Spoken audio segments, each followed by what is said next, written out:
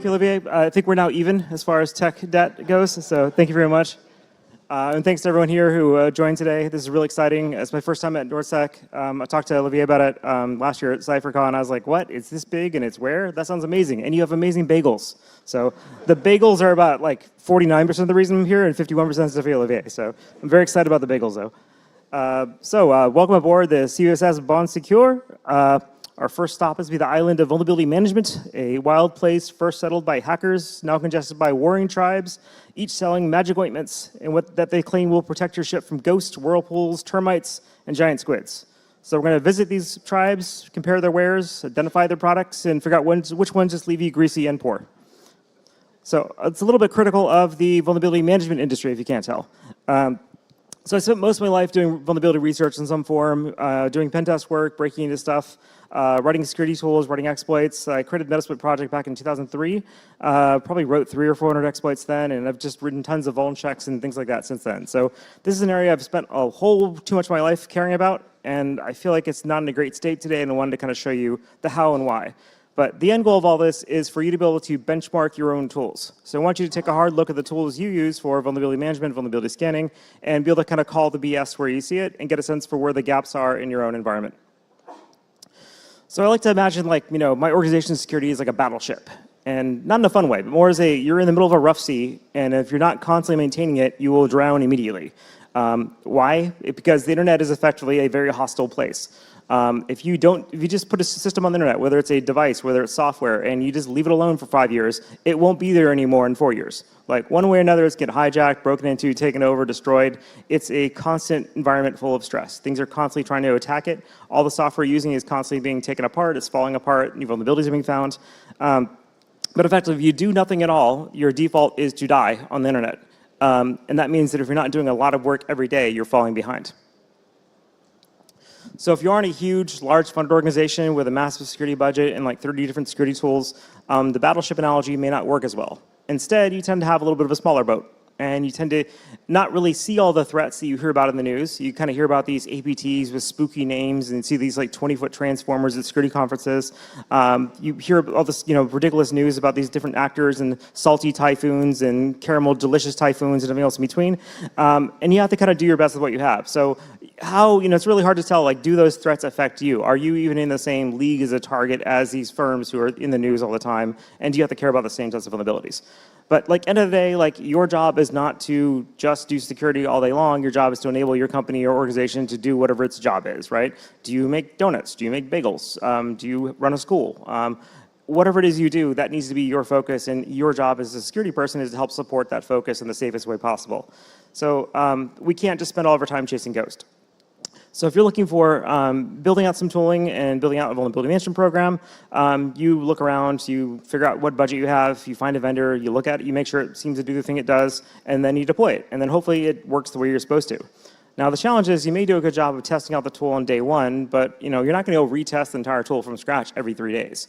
If the vendor says, hey, we added vulnerability coverage for log4j or something like that, you kind of have to take their word for it. You can't basically go through and double check all the work all the time. That's an incredible amount of overhead all by itself. So this kind of gets us to where we are today, which is we all use lots of tools. We don't necessarily know how they work. They might have been good once when we bought them. We probably had to make some trade-offs when we bought them. We may not make the same trade-offs today. And these tools may not be the best thing we could be doing. So if you ask the security companies what they build, they all tell you the same thing. We sell you the best thing. We sell you security. We sell you a secure organization, peace of mind, a single pane of glass, compliance with this, compliance with that. Everything is comprehensive. Everything is lightweight. Like you hear the same words from every vendor, no matter what they're selling you. They could be selling you a toaster, and it's probably still your single pane of glass at this point. So the challenge, though, is the risk of making a bad decision in your security purchasing is really high. These tools are not cheap. You pay between $1 and $250 per year per asset. And some of our customers have something like 30 assets or 30 devices per employee, especially if you're in manufacturing, that number's a really high ratio. And so you're looking at spending quite a lot of money on tooling every single year. And your options are the $1 an asset or free, or the top end from something like an EDR. But if you get that wrong, you're typically stuck with that product for a very long time. And if your counterpart on the sales side is very smart, you may be locked into like a 5-year contract with a fixed rate that you have to use it no matter what. So effectively, a lot of vendors assume that once they get you the first time, you're kind of stuck with that product long enough to make it work. So they don't really care about ease of use. They care about ease of onboarding, and that because you'll be stuck in a terrible position afterwards for a while, you'll have to fight really hard to make it work for your organization anyways. So that's my skeptical vendor hat on this stuff. But so how do you know that the thing you're buying is actually effective, not just as a tool in general, but effective for your environment specifically? And that's what we want to talk about today.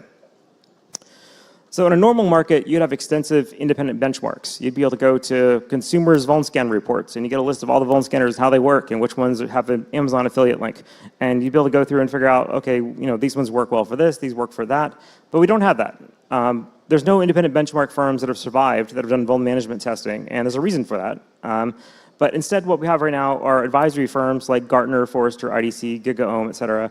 They all have their own different evaluation criteria, but I can tell you that criteria does not include determining how well your vulnerability coverage works. They're not testing to see, are you detecting this CVE, not that CVE, or are you detecting in this way and not that way. That is completely off the radar. What they're doing instead is talking to all your peers and asking them, how do you think it worked? Like, what does it work well for you?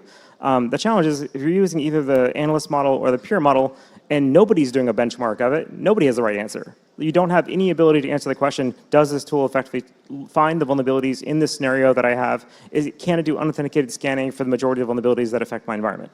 And that's the hard part. And you also have a million different overlapping tools. So oftentimes you're sold a web app scanner focused tool as your everything vuln scanner. Or you're sold an EDR-based vuln management tool that effectively all it does is enumerate software and tell you what's installed without actually looking for any network-based vulnerabilities. So we all call these tools all the same thing, but they all work entirely differently, and they all have huge gaps in different parts. So, if you're looking at this, why don't these tools have public benchmarks? The short version is read the EULA. So read the terms of service for every tool you've bought, and there'll be a very clear anti-benchmarking clause in every product you buy in security, because they don't like being embarrassed because they suck, so they put it in the contract. There's actually an antivirus vendor, or EDR vendor that they call themselves now, that is so bad at this that if you post a screenshot of their product into a public forum saying, hey, I need help using this product, they'll send you a legal cease and desist telling you to take down the screenshot. And their EULA says you must not post screenshots of the product. That's how bad their UI is. They don't even want you to admit using it. Like, it's terrible. And that's kind of normal for security. So I did run across a fun website called pentesttools.com. I have no idea who they are or what they do, but they did have a public benchmark for vulnerability scanners, and one of the very few I've seen in a long time. So they took a list of 167, something like that, containers from a project called VulHub on GitHub, and they put them in a lab, and then they ran 7 common vulnerability scanners through it, and they said these ones worked, these ones didn't, here's what they found. And if you look at the results, obviously they look best, because that's why you build a benchmark, is to make yourself look best. But one thing you'll notice right away is that if the total number of vulnerabilities is like 167, and the winner here is 80, even winning only gets you halfway there. And if you look at the difference between, let's say, Nmap, which is not really a vuln scanner at all, unless you add some NACs, even that's fairly light, and some of the bigger commercial tools, the gap just isn't that big. So if you had, you're going to go buy a vulnerability scanning tool, and you look at this chart, you're like, well, for $0, I can buy Nmap, Nuclei, and OpenVAS, and I'll do a better job combined than anything else out here I can pay for. And that's probably not the right outcome. There's probably other problems with this benchmark, but I mean, it's really hard to compare these tools, especially if you don't go to a realistic enterprise environment. You can't just run a test against a test lab and be like, that's good enough, because that doesn't account for all the crazy stuff you see out there with your Windows laptops, your endpoints, your AS400s, your tape libraries, everything in between. So let's see. Let's try something a little more direct. So since there's not really a comprehensive public benchmark, let's just build our own real quick. Let's go through and just use publicly available data. We don't need any secret sauce or to go reverse engineer any products or break any EULAs. Let's just look at the data that's available on the internet to figure out how well these things actually work. What do they measure? How do they measure it? How quickly do they respond? How many unique CVEs do they cover? Things like that. So the first thing I want to talk about is response time. So there's this great report from Qualys. The True Risk team did this great report in 2024, which covers 2023's vulnerabilities. And they've got a lot of really interesting stats about number of vulns versus how often they were exploited. And we can argue about whether these are the correct stats, but at least it's something they published in the report. And their take is, only about 2% of all the vulnerabilities that were published end up getting actively exploited in some form, but 25% of those were exploited on day 1, and the rest within 19 days. The other interesting part here is that there's a lag time of 23 days from when an exploit became public and when it actually got a CVE. So if you're not familiar with CVE, it's kind of this sort of industry standard way to identify a unique vulnerability. The challenge, though, is if a vulnerability does not have a CVE, there's products that literally cannot support testing for it. So there's a lot of EDR-based products that will only show you vulnerabilities that have a CVE. So obviously, if you have that situation, you're not even seeing the vulnerability for 23 days. Now, roll forward a little bit and say, okay, even after the CVE assigned, it often takes people about 9 days to roll out the patches. And if you look at the most critical vulnerabilities across the board, only 15% of the CISA-KEV critical list are patched within 30 days at all, and then 50 by day 55, 80% by day 80, or 180. So it's a pretty large window of exposure there. But just on average, if there's a new vulnerability, you've got almost half a year to use it for most organizations. So let's look at some different real data instead. So Mandiant put out, Mandiant now part of Google, which is part of Wiz, which is part of, I think they're called Google's, Wizzle, Woogle, I don't know. But whatever the new company, thank you for sponsoring. But whatever the company name is now, they now ship a report called M-Trends. M-Trends is the results of their incident response work over a period of a year, where they highlight, here's the different vulnerabilities that were used to actually break into real companies. And so in the M-Trends report this year, one thing they called out is about 30% of all breaches started off with an exploit. And the funny thing is the top 4 exploits are going to be a little familiar to a lot of people in this room. So 4 specific vulnerabilities drove almost all exploits that Mandiant had to respond to last year. And these were the Palo Alto Networks Global Protect SL VPN. These were 2 different vulnerabilities in Avanti, Connect Secure, and Policy Secure, which is a VPN product. And then the FortiClient endpoint management system appliance. So effectively, if you are using any of these 3 security products that were sold to you as being the security product you should use to secure your organization, these were the #1 way in that people use to break into your organization. So it's a little ironic that the easiest path into most organizations is to break into their security products, because the whole idea of a security product is it defends you from this stuff, not that it enables attack. But the challenge is all the stuff is edge-facing. These are all the equipment that's sitting right at the network edge that has more than one connection, can talk to internally, can talk externally. These devices typically also have credentials on them. So you can, once you break into one of these devices, you can then sniff credentials, watch traffic, do whatever. They're a really great entry point to the environment, because they're the kind of the bridge between the outside and the inside. So it's no doubt that attackers like to go after these. The problem is they should not be able to get into them this easily, and yet we still see these same vendors showing up in vulnerability reports every day, all week. I think there's 2 different Avanti vulnerabilities, like 0-day vulnerabilities, that were found just this week alone. So depending on the company you're using, you probably don't want to have any of these vendors at the edge of your network at this point, given the concerns and risk. So, but the takeaway from all this is that your edge-facing equipment are really the most likely entry point for your organization. So if we want to take a look at, okay, how did the top vulnerability management tools respond to these specific 4 vulnerabilities? So just like these top 4 that were in the mandate report, we're going to look at Tenable Nessus, Rapid7 Insight VM/Nexpose, Qualys VMDB or VMDR, OpenVAS with Greenbone, and Project Discovery's open source nuclei. And we're going to track each date that they added coverage for it, and coverage not just for authenticated scans, but also for unauthenticated scans, and compare that against the public release date and when it was added to the Cisco KEV. So the CISA-KEV. So what's interesting about these dates here is you see the public release date being 04/12, 04/12, 01/10, 01/10, et cetera, with the exception of the Fortinet one, the KEV date was the same as the public release date. Now, for anyone who knows how the CISA-KEV program works, there's usually a 2 or 3 week gap from when they see the first indication of exploitation and when it gets added to the CISA-KEV.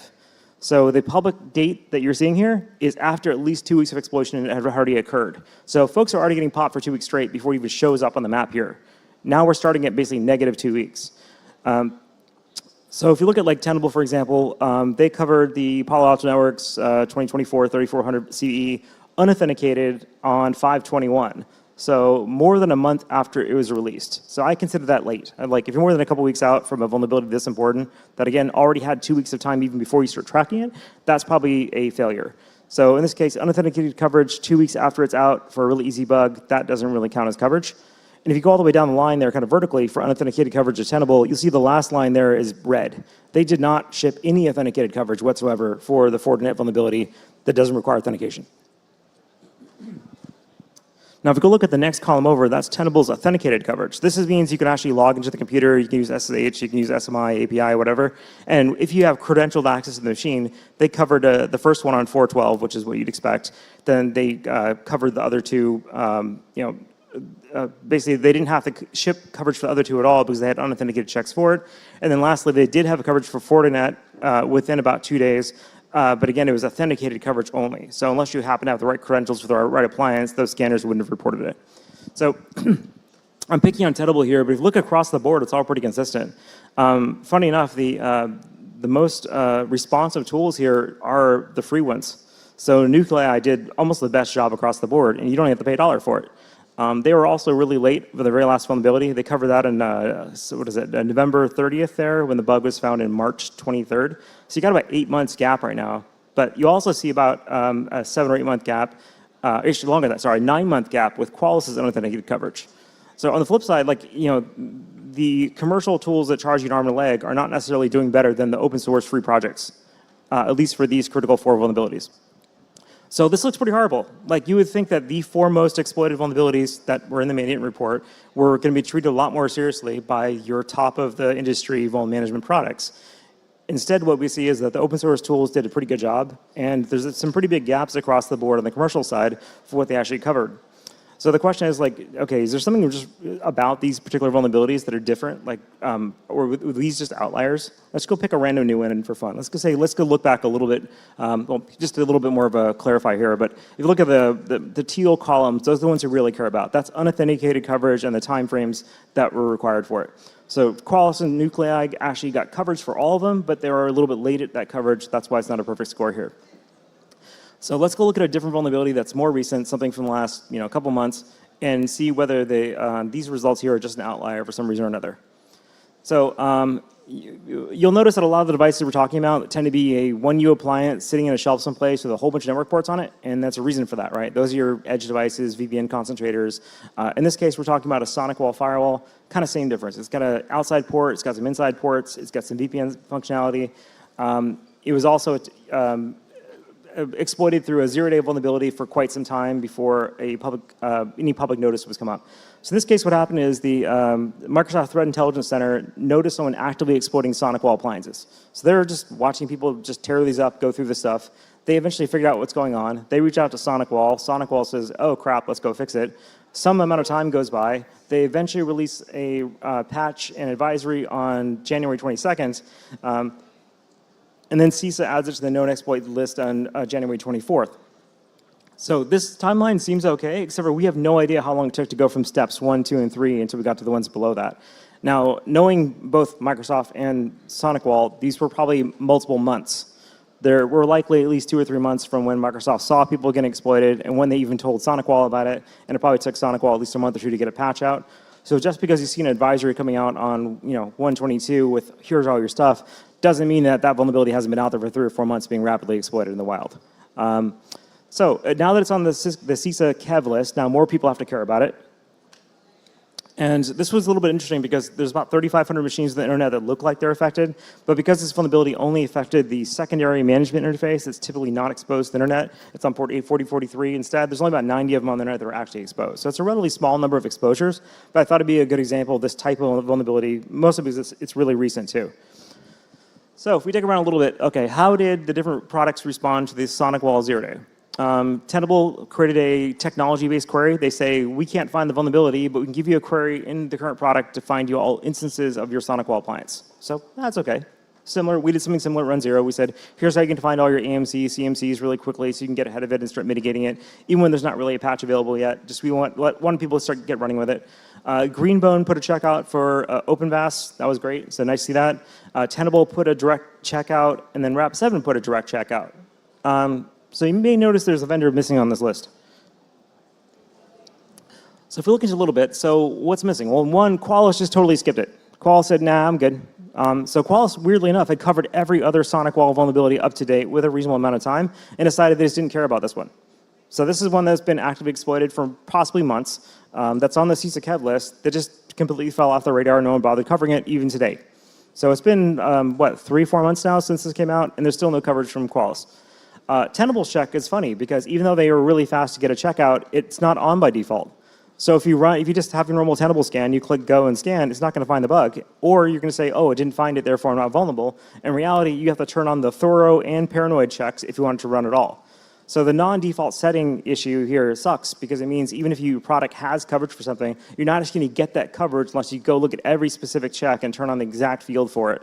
So if you're using these tools as part of your vulnerability assessment or your pen testing or just part of your vulnerability management, like you need to be keep a really close eye on it, because a vendor can say, yes, we've covered this thing, and in reality not deliver that coverage because it requires enabling a secondary feature, a different flag, et cetera. And it could be that if you enable the paranoid and thorough checks, that it melts your whole network. You have no idea. So there's some inherent risk in enabling these features to enable these other types of checks too. Greenbone, even though they did a fantastic job of getting coverage out quickly, they only gave it to their pro enterprise feed customers. So if you're relying on the free version of OpenVAS, for example, you are not getting coverage for this. You need to go give them a bunch of money per year if you want to get this stuff covered. Now, it's great, but they should tell you that, right? That should be pretty clear. Nuclei did not have coverage either. So Nuclei was a great example of a great open source. Previously, we saw that being one of the better tools out there for covering these types of vulnerabilities. Also completely missed this one, didn't cover it. The really downside of that is a lot of different companies also use Nuclei behind the hood. So if you see a company saying, hey, we've got a great web app scanner, we do this, we do that, more than likely they're using OpenVAS and Nuclei behind the scenes, especially if they're a cloud provider, because that's the cheapest way for them to deliver that service with a whole lot of checks. There's not that many people writing vuln scanners these days, so they typically all use these existing commercial and open source tools to do so. So Wiz, who's a sponsor here, they use Nuclei. Nuclei is one of the core tools they use. So if you're using Wiz's product, for example, to test for this sonic wall bug, well, they probably wouldn't have it because it's probably not in Nuclei yet, right? Or at least if they have it, it would have to be done through a different mechanism than the way that Nuclei scans for it. So just to make things worse, I started digging into it. Like, okay, not only are there 90 of these things vulnerable on the internet a couple months ago, but there are actually more of them on the internet that are vulnerable now than they were at the beginning of it. So how do we get to a situation where like not only has the problem been exploited for months, poorly covered by vuln scanners, and then still getting worse over time? Ends up, if you download the brand new installer for an SMA 8200V, the virtual appliance edition of the Sonic Wall, it's still the unpatched version. There is no virtual machine you can download with a patch. You have to first download the virtual machine, go through half an hour of setup, and then somehow still remember that you need to go back into the website, scroll through this tiny little release notes, find this button to the far right, download the new firmware update patch, then manually upload that and apply it. And there is no auto update in the product. So because of the way the product is delivered, it's almost guaranteed to always be vulnerable because no one's going to going to realize they're missing the patch or go do the work for it. And again, the thing that drives me crazy about this bug in particular is that it was publicly exploited for months. It got all this press. It was covered by all these vuln scanners. There's still not even a public exploit for it. So it just blows me away that like the attackers have the exploits, not the good guys here. So when I was working on the Metasploit project, a lot of folks said, well, aren't you just giving machine guns to kids? I'm like, no, not quite. I mean, a little bit sometimes, but generally not arming children. In this case, though, my take usually was, hey, the defenders actually need copies of these tools because otherwise they're not going to get them. This is a great example of that. The attackers have had the tools for months and months and months. Defenders still don't have a single example of an exploit they can defend against. There's just some crappy IOCs from the vendor.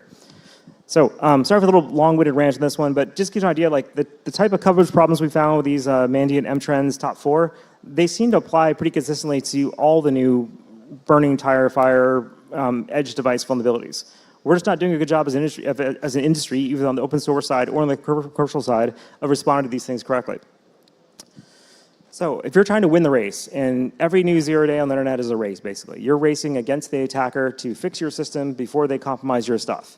And once they've compromised your stuff, you're now racing the attacker to detect that they got into your stuff and start your response and investigation before they finish stealing all your things and sending you a 3 a.m. email saying, would you like to negotiate for your data, right? So the challenge with this stuff is you have to know about the issue in the first place. So who's going to tell you first thing in the morning that here's a new burning fire tire vulnerability that you need to care about? And we all have our different favorite sources, social media, things like that. But having that source is really important. You need to find all your stuff that's affected. How are you going to quickly identify everything running that product? Even if you don't know if there's a vulnerability, just knowing the product is there is step one. So especially on these 0 day vulnerabilities, like there's no patch on day one. Therefore, if you have the product, it is vulnerable by default unless you've gone and done something specific to mitigate that particular issue. And lastly, you've got to mitigate that before the attackers get around to exploiting it. And so, a lot of times we joke about, you don't have to run faster than the bear, you just have to run faster than your friend. Some of that applies to security, unfortunately. Everyone assumes that, they're going to go after IBM before they're going to go after me. But exploits are cheap. Exploits are easy. You can spray exploits across the entire internet really quickly. You don't need to, you can throw all the bears you want to at it. Like, you don't have to go after every hiker individually. So the analogy of the bears don't really carry weight here because attackers have time to go after everybody simultaneously. So, and this is another good example of how this has gone wrong. So this vulnerability, this is back in 2023 in the Cisco iOS XE, which they're Linux-based routers, and the web UI for it. So out of nowhere, Cisco TAC, which is their technical investigation team, they identified exploits in the wild going all the way back to, I think, September 18th in this case in 2023. On the 16th of October, they released an advisory. And the one thing you never want to see from your vendor when they give you an advisory is a list of IOCs. They're saying, here's the advisory. Also, if you've been hacked, look for these things in your system. Oh, by the way, there's no patch yet. And that was okay. They just literally left their customers like that. So let's go look at what happened afterwards. So on the 16th, the IOC's advisory go out. The 17th, 30,000 machines are compromised out of about 145,000 that were on the internet. The next day, 35, then 40K, then 60,000. And then on the 21st, weirdly enough, the number of compromised, confirmed backdoored machines on the internet running Cisco iOS XE drops to 102. And everyone's like, what the hell just happened? Why did they go from like 60K to 102? Well, the attackers added authentication to their backdoors. You couldn't detect it anymore. So finally, Cisco's like, you know what, guys? We got an update for you. But at this point, like, almost everything that can be backdoored has already been backdoored on the internet. Cisco finally releases the patch on the 22nd. The next day after the patch goes out, there's still 38,000 devices confirmed still backdoored with the new authentication. So we didn't make a lot of progress there. So this is I would wish to say this is like an exception, not the rule, but this is kind of what happens these days, especially for these edge-facing devices. Like your vendor's not going to save you. Your vuln scanning tools may or may not tell you about it, and it's just kind of one big trash pit. So when you're looking at kind of how fast you have to respond, keep in mind that it takes a while for defenders to even know about these exploits in the first place, to talk about them, for them to bubble up in MSIP forums, for whoever's doing the investigation to tell the rest of the world about it. And that can be weeks to months sometimes, depending on the firm. The people who are building the security products to help you detect this stuff, whether it's on the detection side, the response side, or on the vulnerability side, they need time to go figure it out, build it out, test it, make sure that their test doesn't destroy your server, break things, turn things off. So there's a little bit of like R&D time that goes into this. You need to be able to get the update to your security tool, run that update, whether it's to apply signatures, vulnerability checks, whatever. Wait for a rescan if it's a scanning tool. The scan could take a long time if it's a big network. You have to figure out how to get the report you want back out of the tool that tells you what stuff is affected. And then you have to get it remediated, which can take even longer, right? So this whole cycle is going on in the background, and in the meantime, attackers are just like funneling all your data out for the next few weeks. So if you can't remediate a vulnerability within about 24 hours of hearing about it, like you're going to be behind the curve in terms of where these attacks tend to land. So if you're looking for how do you evaluate a vulnerability management product for coverage? I wanted to give you some quick stats. Now, these are all just pulled out of public data sets. Like, I did not RE anything. I just looked at some public search queries and got clever with different web portals to get this stuff. But effectively, if you want to look at what does the overall coverage of these products look like, we're going to look at Qualys, VMDR, Tenable Nessus, Rapid7 Insight VM, Greenbone with the OpenVAS with a Pro Greenbone feed, and then Nuclei, which is open source. So right off the bat, you can see that Qualys has 217,000 checks, Nessus has 211,000, Rapid7 233,000, Greenbone 206,000. So just in terms of like order of magnitude of number of individual checks for vulnerabilities, these products are all fairly similar. Nuclei has only 11K because it's a somewhat new open source project. Now, if you look at the number of unique CVEs, though, these do not match the check number at all. These are way all over the map, right? So over 217,000 checks in Qualys, you're only getting 111,000 unique CVEs. You're getting 99,000 in Nessus, 79,000 in Rapid7, et cetera. So it's usually some ratio here of checks to CVEs. And typically a single, you may need multiple checks to cover a single CVE. One unauthenticated, one for every different flavor of Linux, one that's done one particular way, one done a separate way. So depending on how they're implemented, you could have multiple flavors for each CVE. What's interesting, though, is you look at the unique number of CVEs for each product, and the NA is here just because I couldn't get that particular stat out of the search backend at the website. But you look at how many CVEs, unique CVEs were covered in 2024 for Qualys. It's 13,000. That's a really large portion of the whole. So of 111,000 checks, 13,000 were just last year. Qualys has checks going back to 1999, 1998. So out of these 30 years, 1 year made up more than 10%, which is a wild number. So this kind of points to the trajectory of coverage being a little bit like that going forward. We're going to be looking at a whole lot more checks, a whole lot more coverage, and probably a whole lot more problems. What's also interesting is the number of no CVE checks. So checks that do not actually report a CVE at all, but report a vulnerability you usually care about. And that's a whole different topic that we dig into, which is like, if it doesn't have a CVE, is it still important? And yes, actually some of the most important vulnerabilities do not have a CVE at all. And then lastly, how many checks report a vulnerability with a CVE that are unauthenticated only? And this is really the number you care about. So if you're running a blind scan on the network, you go into a brand new organization, you let your vuln scanner rip, and you don't have authentication to talk to most of the machines in your network, which will be true most of the time, how many of these checks will actually be useful for you at all? And ends up the useful number is column here and column here. Like these two on the Vend, that's basically all you get. Out of your 211,000, 217,000 checks here, you're really only going to get about 26,000 that get run on a machine that you can't authenticate to. So the coverage numbers are much, much lower than they look like at first glance. So diving into here a little bit, we talked about this before, but effectively for total unique CVEs versus total check coverage, a lot of these checks, even though there's hundreds of thousands of them, are actually automatically generated. And they're generated to look for a particular CVE or dead package, things like that. We talked about that already. Let's see, basically for a given CVE, you may have to check it multiple ways. And on this chart, we're looking at unique CVEs versus 2024 unique CVEs. And the ratios are crazy. The fact that 12% of all the CVE covered checks in Qualys were from last year is absolutely mind-blowing because it's a 30-year run of that product. 9% for Rap7 and 13% for Nuclei. So these are not outliers. This is not one tool being weirdly different. All the tools last year had a huge percentage of all their checks being tied to vulnerabilities that start with CVE 2024. Now, if you look at the ones that are total checks versus no CVE checks, a lot of vulns don't get a CVE for a bunch of reasons. They don't get a CVE because it's not a patchable vulnerability. It's something like a default credential. It's something like a misconfiguration where you left your Mongo database open to the world, or you don't have authentication around your Zookeeper or your vaults, or you get an open file share. Like these type of exposures are the bread and butter of breaking into stuff, but they don't actually have CVEs associated with them, but they're also very important to have. So these no CVE checks tend to be the most valuable thing you can run, especially when you have auto update across the network. So if your environment has auto update on all the machines you care about, then what you're really going to get value from these tools is the no CVE side. Those are going to be all your configuration level vulnerabilities, ways someone can still break into your company even if you have applied every possible patch. Let's see, I think we covered most of that. But so examples of this would be like older protocols like SSL2, SMBv1. And keep in mind that mtrends report from Google points to 30% of all the initial access was done through exploits. But only 30%. So that other 60% included things without CVEs, that included misconfigurations, default passwords, credential stuffing, phishing, et cetera. So when you start getting down to how many of these checks work when they're unauthenticated, this is where it starts getting depressing. Is that depending on which product you're looking at, it's somewhere between 5 and 15% of all the mature products. That's how much of their coverage actually works if you can't authenticate.